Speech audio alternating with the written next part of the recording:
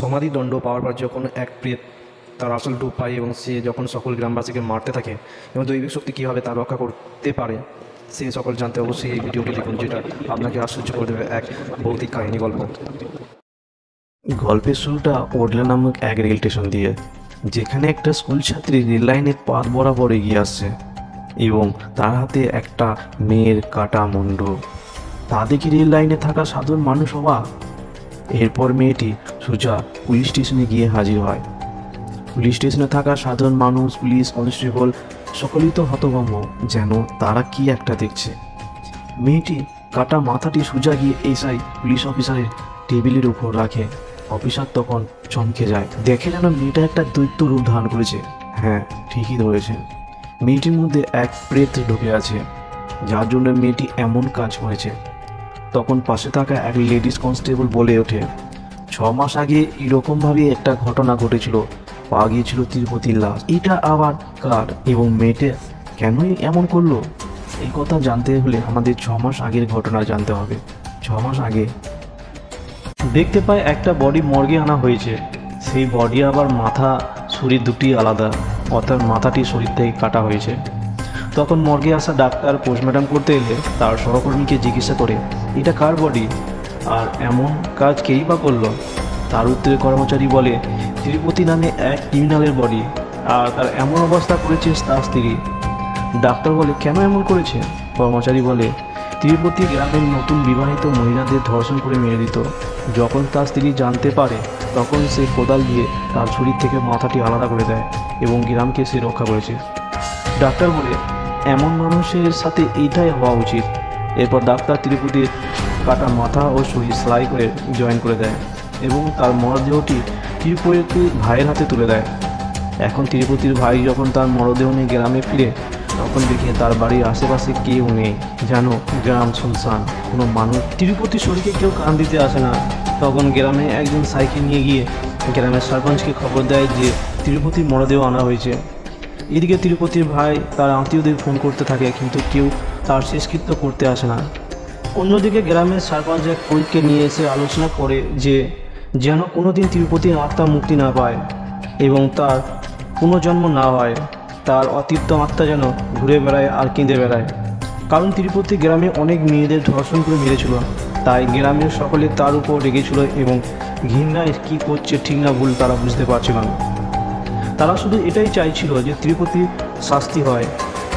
তখন অবস্থা বুঝে ব্রাহ্মণ জানায়, এর শাস্তি একটাই, সমাধিদণ্ড। তা শুনে সকলেই অবাক হয়ে যায়। তখন তারা জানতে চায় এটা আবার কি। তখন পুরোহিত জানায়, আমাদের আত্মীয়রা মারা গেলে আমরা কি করি? খবর দিন, না হলে পুড়িয়ে দিই, কিন্তু তিরুপতির জন্য এটা হবে না। অমাবস্যার দিন তিরুপতির শরীরকে একটা ডোবার মধ্যে দাঁড় করিয়ে তার উপর কালো মুরগির রক্ত দিয়ে স্নান করিয়ে, তারপর গ্রামবাসী পায়ের মাটি, হাতের নখ ও পুরনো জামা কাপড় এবং একটা কালো সুতো দিয়ে বেঁধে তার শরীরের সাথে গ্রামের বাইরে দাফন করে দেবো। একে বলে সমাধিদণ্ড। এমন করলে তিরুপতি আত্মা এদিক ওদিক ঘুরে বেড়াবে, কোনো দিন শান্তি পাবে না, নরকের যন্ত্রণা ভোগ করতে হবে তাকে। এই কথায় সকলে রাজি হয়ে যায়। ডেরা বাজিয়ে সকল গ্রামবাসীকে জানিয়ে দেওয়া হয় যে তিরুপতিকে সমাধির দণ্ড দেওয়া হবে। অন্যদিকে তিরুপতির ভাই আর তার বন্ধু দুজন মিলে তিরুপতির মৃতদেহটিকে শেষকৃত্য করার জন্য বাইরে আনছিল। সেখানে কিন্তু তিরুপতির আত্মাও ছিল। সে বারবার সকলের কাছে সাহায্য চাইছিল, তার আর কোনো বন্ধু তার শরীরকে কান দিতে আসে না। অবশেষে তারা যখন গ্রামের শেষ প্রান্তে এসে হাজির হয়, তারা দেখে সেখানে আগে থেকেই গ্রামের পঞ্চায়েত ও গ্রামের সকলবাসী উপস্থিত ছিল তিরুপতিকে সমাধিদণ্ড দেওয়ার জন্য। তিরুপতির ভাই সরপঞ্চ ও গ্রামের সকলের কাছে হাত জোর করে দাদা হয়ে ক্ষমা চায়। সে বলে, আমার দাদা তিরুপতি আগেই দণ্ড পেয়েছেন, আমার বৌদি তার গোড়া ঘেটে সে জেলে গেছে, আমার পরিবার শেষ, এবারও শরীরটাকে শেষকৃত্য করতে দাও, তাকে সমাধি দণ্ড দিও না। কিন্তু কেউ তার কথা শোনে না। আর তারপর সেখানে তিরুপতির আত্মাও ছিল, তার আত্মাও সে বারবার সকলের কাছে ক্ষমা চায়। সে বলে, আমি সাজা পেয়েছি, আমার শরীরের সাথে এমন তোমরা করো না। তখন গ্রামবাসী তিরুপতির মরদেহটা নিয়ে রেডি থাকা গর্তের মধ্যে দাঁড় করিয়ে দেয় এবং সমাধিদণ্ডের নিয়ম পালন করতে থাকে। কালো মুরগির রক্ত মাখিয়ে স্নান করিয়ে দেয়। গ্রামবাসী পায়ের মাটি, নখ এবং কালো কাপড় সুতো বেঁধে তিরুপতিকে সমাধি দেয়। এরপর তিরুপতির আত্মা বলে ওঠে, খুব বড় ভুল হলো গ্রামবাসীরা, এই পরিণতি সকল গ্রামবাসীকে ভুলতে হবে। সে কালো ছায়া পুরো গ্রামকে গ্রাস করবে, প্রত্যেক বাড়িতে মৃত্যুর ছায়া ফেলবে, কেউ সে খুশি থাকতে দেবে না।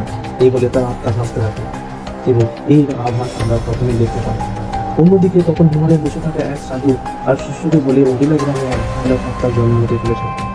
এই কথা শুনে শিষ্য জিজ্ঞাসা করে, তাহলে ওই গ্রামে কি হবে? উত্তরে গুরুজি বলেন যে যখন পৃথিবীতে পুরো রাক্ষসের জন্ম হয়েছে তখন তাকে শেষ করার জন্য কোনো কোনো শক্তি জন্ম হয়েছে। এরপর অডিলা গ্রামে এক বিয়ে বাড়ির আয়োজন হয়। 6 মাস পর অডিলা গ্রামে বিয়ে বাড়ি হওয়ার জন্য গ্রামে সকলেই খুশি হয়েছিল। সেই দিন রাতে পণ্ডিতজি যখন বিয়ে বাড়ির বড় পরিবারে আশীর্বাদ করতে যাচ্ছিল তখন রাস্তায় বসে মদ পান করছিল, হোটেল করছিল। তারা পণ্ডিতজিকে ডাকে 2 প্যাক মদ পান করার জন্য। সেই মতো পণ্ডিতজি তাদের সাথে মদ পান করতে বসে পড়ে। তখন তাদের মধ্যে থাকা এক ছেলে বলে ওঠে, মেয়েটির বিয়ে হচ্ছে সে দেবে না, কারণ সে ছোটবেলা থেকে তাকে খুব ভালোবাসে। যখন সে তা হবে না অন্য কারো তাকে হতে দেবে না, তাই তাকে মেরে ফেলবে। আর এই মৃত্যুর দোষ চাপিয়ে দিলে তিরুপতি আত্মার উপর। এই কথা শুনে পণ্ডিতজি রেগে যায়। সে বলে ওঠে, তোমাদের সাথে মদ করাটাই আমার উচিত হয়নি। এই বলে সে শুরু থাকে। যখন পণ্ডিতজি তার বাইকের কাছে যায় তখন তার টয়লেট হয়, তাই সে না জেনে তিরুপতি সমাধির উপর টয়লেট করে দেয়। এরপর পণ্ডিতজি যখন ঘুরে দাঁড়ায় তখন পণ্ডিতজির পায়ে একটি কাঁটা ফুটে যায় এবং পা থেকে রক্ত বেরোতে থাকে, আর সেই রক্তের কয়েক ফোঁটা তিরুপতির সমাধির উপর পড়ে যায়। তখনই তিরুপতির আত্মা রক্তের সাথে পণ্ডিতজির শরীরে প্রবেশ করে। এরপর পণ্ডিতজির শরীরের মধ্যে থাকা তিরুপতি এক ভয়ানক রূপ ধারণ করে এবং তার রূপ পূর্বে উঠে সেই বিয়ে বাড়ি। তার মতো সেই বাড়ি ফিরে সে ওই দিকে যায়। এদিকে বিয়ে বাড়িতে বর কনে ও বাড়ির সকলেই অপেক্ষা করছিল পণ্ডিতজি আশীর্বাদ নেওয়ার জন্য, কিন্তু সে রাজ্যে তাদের কাল রাত হবে তারা কোনোদিন ভাবতে পারেনি। এরপর পণ্ডিতজি যখন বড় কনেকে আশীর্বাদ করছিল তখন পণ্ডিতজির শরীরে থাকা তিরুপতি নজর পড়ে কনের উপর। সে কনেকে খারাপ দৃষ্টিতে দেখতে থাকে। সে চায় কনেকে ব্যবহার করে তার মনের সঙ্গে লালসা পূর্ণ করতে। এরপর বর কনে যখন নিজেদের মতো করে ফুলসজ্জার সময় কাটাচ্ছিল তখন হঠাৎ পণ্ডিতজি তাদের বাড়ি অর্থাৎ ফুলসজ্জা করে ঢুকে দিল। এটা দেখে বর পণ্ডিতজিকে কিছু বলতে চায়, তখন পণ্ডিতজি বরকে প্রচণ্ড মারে আর সে অজ্ঞান হয়ে যায়। এই দেখে যখন কনে চিৎকার করে বলে, এটা আপনি কি করছেন? তখন তিরুপতি আত্মা বলে, আমি পণ্ডিতজি না, আমি তিরুপতি ফিরে এসেছি। এতে মেয়েটি অবাক হয়ে যায় এবং তিরুপতি তার মনোলালসা পূর্ণ করে মেয়েটিকে এক জঘন্যভাবে মেরে ফেলে। এরপর খবর ছড়াতে গ্রামের সকল লোক রোহিতকে মারার জন্য সেখানে দৌড়ে আসে, কিন্তু সেখানে আগে থেকেই পুলিশ এসে হাজির হয়। তারা নিজেদের মতো করে সকলেই তদন্ত করতে থাকে। পুলিশ পণ্ডিতকে ধরে নিয়ে যায় থানায়। পণ্ডিত জানায় সে এমন কাজ করেনি, কিন্তু পুলিশ তার কোনো কথা শুনে না, তাকে প্রচণ্ডভাবে মারধর করতে থাকে। তাকে জিজ্ঞাসা করা হয় সে কেন এমন কাজ করলো। উত্তরে সে জানায় সে এই কাজ করেনি, সে জানে না, কারণ আমরা সকলেই জানি যে তখন কিন্তু পণ্ডিতের শরীরে তিরুপতি আত্মা ছিল না। মানের চোটে পুরোহিত বলতে থাকে রবি এই কাজ করেছে, আর কাল রাতে অনেকে মারবে বলেছিল এবং সেই দোষ তিরুপতির উপর চাপিয়ে দেবে তারা বলেছিল। তাই সন্দেহবশত রবি ও তার সকল বন্দীকে সেখানে ধরে আনে। থানায় প্রচণ্ডভাবে মারধর করতে থাকে পুলিশ, কিন্তু এখানে কোনো তথ্য কিছু তারা পায় না। এদিকে ওই গ্রামে এক মৌলভী সাহেবকে দেখে, যিনি এক বাচ্চা মেয়ের উপর প্রেতের প্রভাব ভুল করছিল। এই দেখে মেয়ের মা বাবা জিজ্ঞাসা করে, আমার মেয়ের কোনো ক্ষতি হবে না তো? তখন মৌলভী সাহেব বলে, তোমার মেয়ে কেন, আমি যতদিন এখানে আছি ততদিন কোনো মেয়ের ক্ষতি হতে দেবো না। এরপর উনি একটা কালো মুরগি দিয়ে বলে রাতে গ্রামের শেষে যেন রাস্তায় ফিরে আসে। মৌলভী সাহেবের কথা মতো মেয়ের মা বাবা রাতে গ্রামের শেষে রাস্তার মধ্যে সব নিয়ম পালন করে সেখান থেকে ফিরে আসে। কিন্তু সেখানে ঘটে এক আশ্চর্য ঘটনা। রাত্রে যখন ভেঙ্কটেশ্বর ওই রাতে বাড়ি ফিরেছিল তখন দেখে তিরুপতি আত্মা সেই কালো মুরগি ও অন্যান্য জিনিস খাটছিল। তা দেখে ভেঙ্কটেশ্বর অবাক হয়ে যায়। পরদিন সকালে চায়ের দোকানে ভেঙ্কটেশ্বর মৌলভী সাহেবকে সকল ঘটনা জানায় যা সে দেখেছিল। এতে মৌলভী সাহেব অবাক হয়ে যায় এবং তার সঙ্গে থাকা সেখানে গ্রামবাসী বলে, এইটা আবার কি ঘটতে চলেছে। তখন সেখানে নতুন চেয়ারম্যান আসে, সে বলে তার মেয়ে বিয়ে ঠিক করেছে। তার সঙ্গে মৌলভী সাহেব বলে এখনই ঠিক সময় নয় বিয়ের, কারণ সে বুঝতে পারছে এই গ্রামে কোনো এক দুর্ঘটনা আবার ঘটতে চলেছে। তার এই বিয়ে বন্ধ করার জন্য বলে, কিন্তু চেয়ারম্যান অস্বীকার করে সেখান থেকে চলে যায়। এরপর সেদিন রাত্রে তিরুপতি আত্মা তার নিজের সাইকেল নিয়ে পুরো গ্রাম ঘুরতে থাকে। পরের দিন তিরুপতির ভাই মা বোন যখন তিরুপতির সমাধি দিতে তার প্রিয় খাবার দিতে আসে তখন তারা দেখে যে তার কোমরে পাশে সাইকেলটি আছে। এরপর তারা সকল খাবার দিয়ে সেখান থেকে চলে যায় এবং তার ভাই তার সাইকেলটিও নিয়ে যায়। এদিকে সেদিন চলে আসে যেখানে চেয়ারম্যান তার মেয়ের বিয়ে আয়োজন করেছে। সেখানে সবাই খুশি, কিন্তু খাবার সময় নতুন সারপঞ্চ এবং পুরাতন সারপঞ্চের মধ্যে ঝামেলা হয়। তখন পুরাতন সারপঞ্চ বলে, তোর বেটির বিবাহিত জীবন ভালো কাটবে না, এই রাতে সারপাঞ্চ নিজের ট্র্যাক্টর করে যখন বাড়ি ফিরছিল তখন তার জন্য টয়লেট পায়। সে ট্র্যাক্টর থেকে নেমে টয়লেট করতে যায়, কিন্তু সে সুজা তিরুপতি সমাধির উপর টয়লেট করতে থাকে এবং বলে, তিরুপতি তুই যদি আজ বেঁচে থাকতিস তাহলে ওর বেটির খারাপ অবস্থা করতিস। আজ ওর বেটির পুরো সোজা রাত, তাই বেঁচে থাকলে আজকে রাত আর কাল রাত হতো। এ বলে যখন সে ফিরবে তখনই সারপাঞ্চের পায়ে একটা কাঁটা ফুটে এবং পা থেকে রক্ত পড়তে থাকে, আর সেই রক্তের ফোঁটা শ্রীপতির সমাধির উপর পড়ে। রক্তের স্বাদ পেয়ে তিরুপতি আত্মা জেগে ওঠে এবং সাথে সাথে সারপাঞ্চের শরীরে প্রবেশ করে।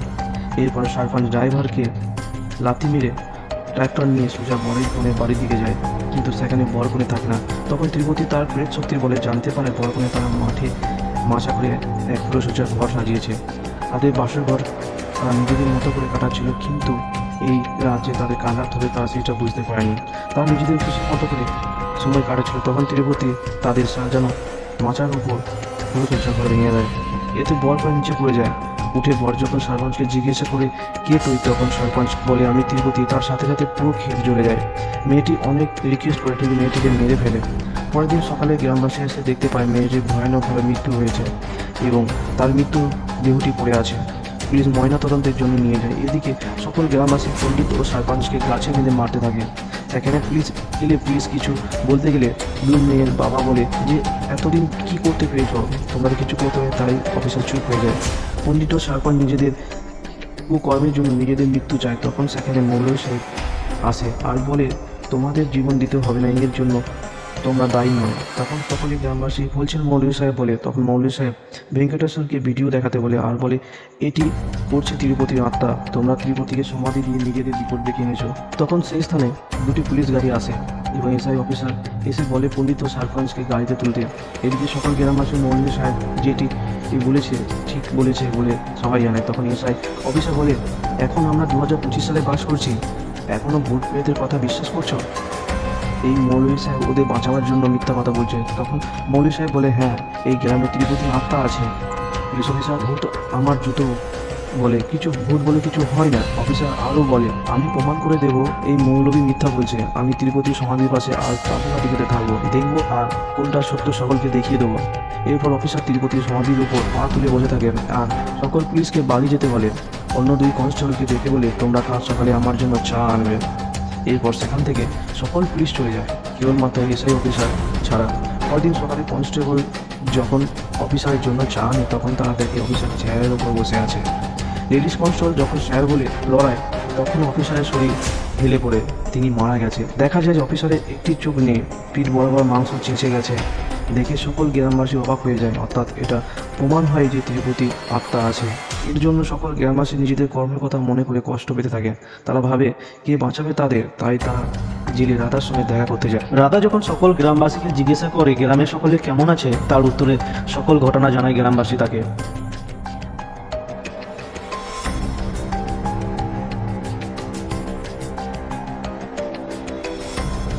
এখন এর উপায় হিসাবে রাধা বলে তার বোন ভৈরবী কেবল তাদের বাঁচাতে পারে। তারপর সকল গ্রামবাসী ভৈরবীর খোঁজে বের হয়। তারা যখন একটি চায়ের দোকানে বসে চা খাচ্ছিল তখন দেখা যায় কতগুলো লোক কিছু গরুকে নিয়ে মারধর করছে বা তাদের প্রতি খারাপ ব্যবহার করছে। তখনই দেখা যায় ভৈরবী এন্ট্রি।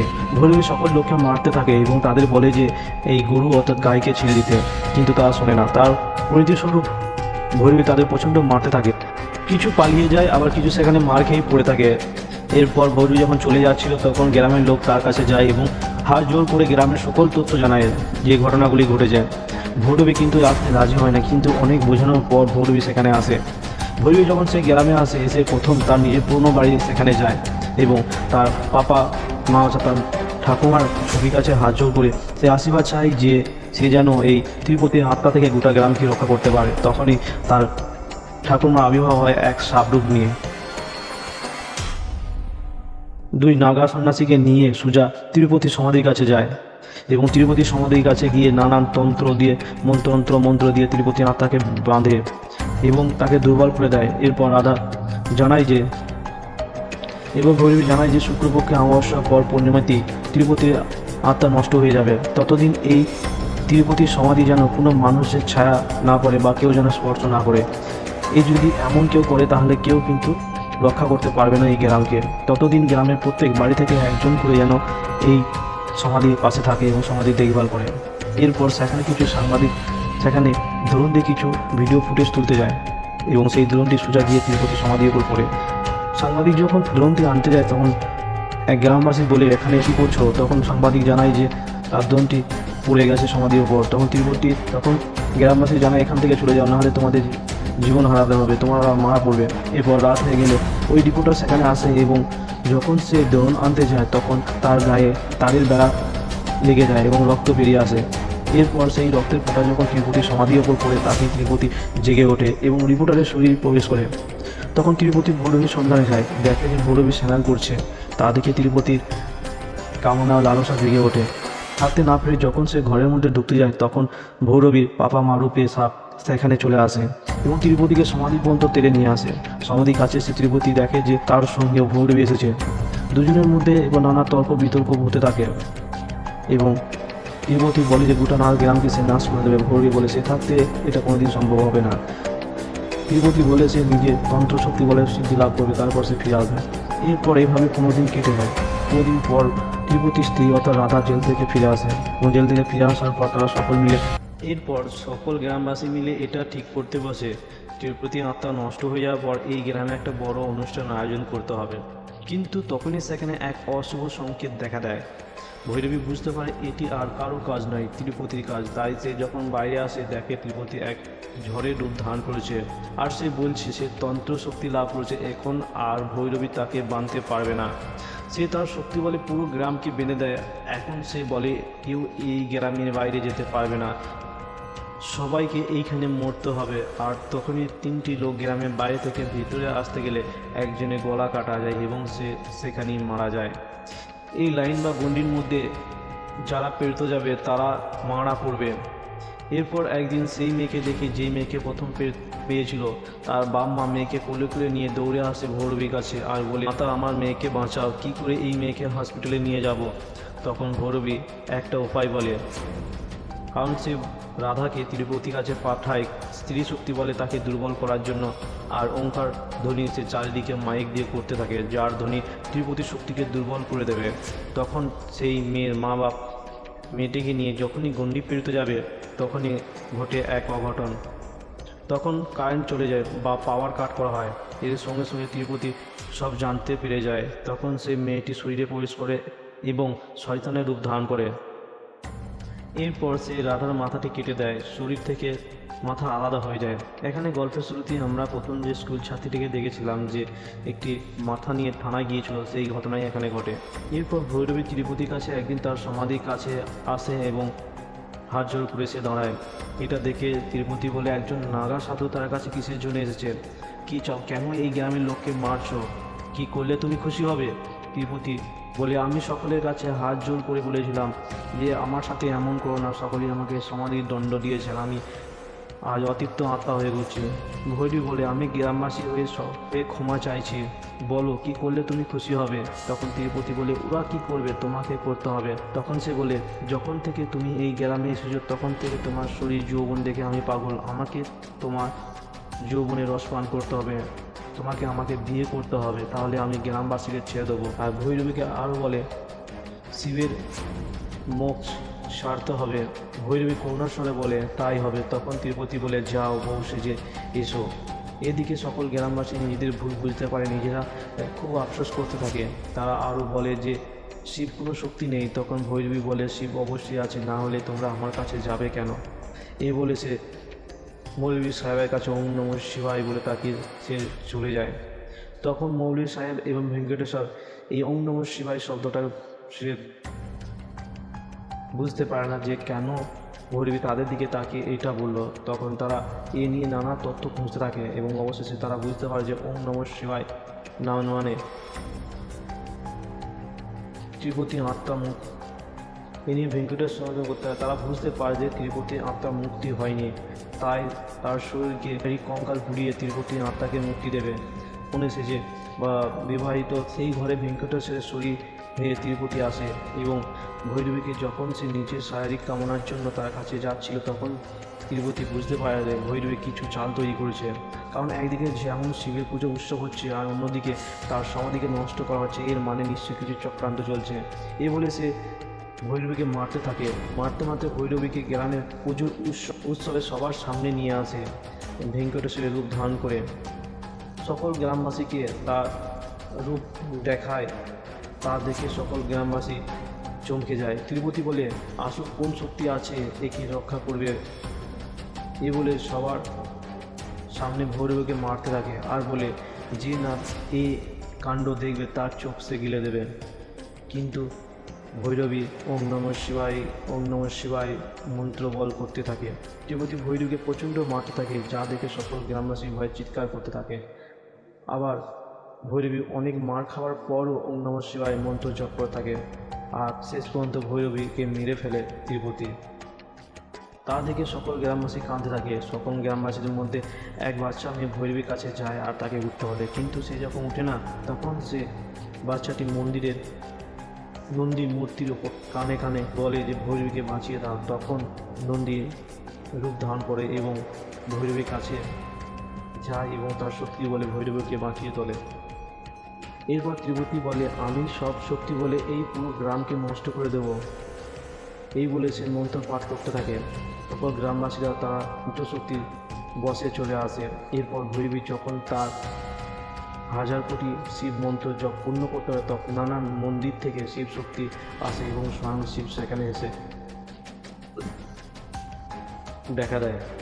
সকল গ্রামবাসী তা দেখে আনন্দে ওম নমঃ শিবায় বলতে থাকে আর ভৈরবীও হাত জোর করে মন্ত্র জপ বলতে থাকে ওম নমঃ শিবায়।